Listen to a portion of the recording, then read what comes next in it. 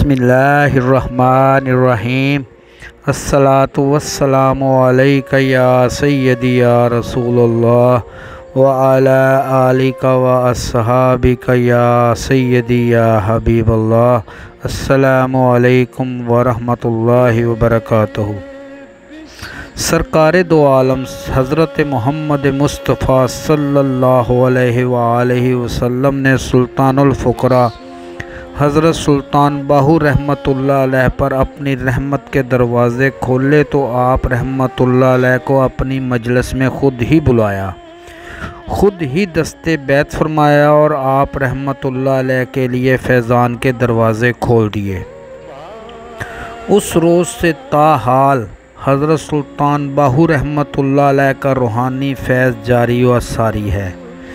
طالبان حق جن کو آپ رحمۃ اللہ علیہ کی خدمت اقدس میں حاضری کا شرف نصیب ہوتا ہے اور جو آپ رحمۃ اللہ علیہ کے دربار معلیٰ پر حاضر ہوتے ہیں ان پر تو آپ رحمۃ اللہ علیہ فیض رسانی فرماتے ہیں۔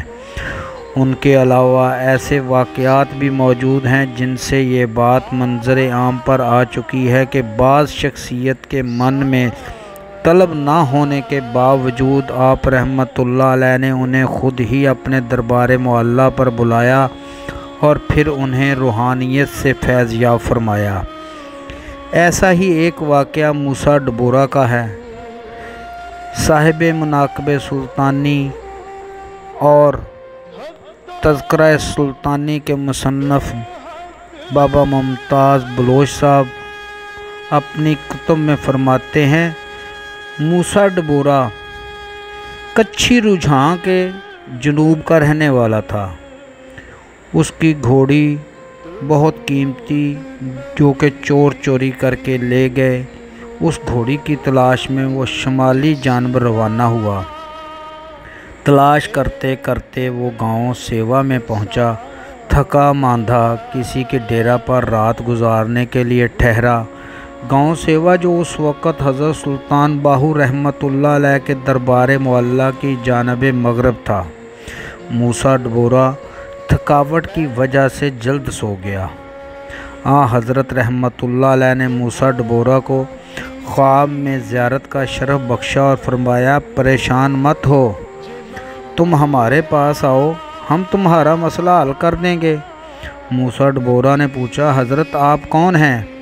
فرمایا، میں باہو ہوں۔ موسیٰ ڈبورہ اسی وقت جاگے اور باقی رات بے قراری اور انتظاری کیفیت میں بسر کی۔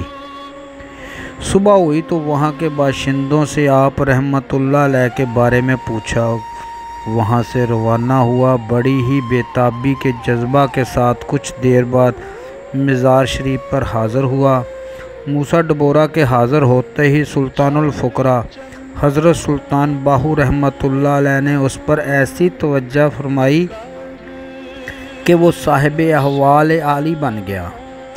اس پر ہزارہا اسرار الہی منکشف ہوئے اور اپنے وقت کا ولی اللہ بن گیا۔ وہ میاں موسیٰ رحمۃ اللہ علیہ کے نام سے مشہور ہوئے، دربار معلیٰ سے رخصت کا شرف حاصل کیا اور اپنے آبائی علاقہ کی جانب روانہ ہوئے، جہاں ہزارہا لوگوں کو روحانی فیض عطا فرمایا۔ امید ہے آپ کو آج کی ویڈیو پسند آئی ہوگی۔ آئندہ ملیں گے ایک نئے موضوع کے ساتھ، تب تک کے لیے اپنا خیال رکھیے گا۔ اپنے میزبان خالد قمر کو اجازت دیجیے۔ اللہ حافظ۔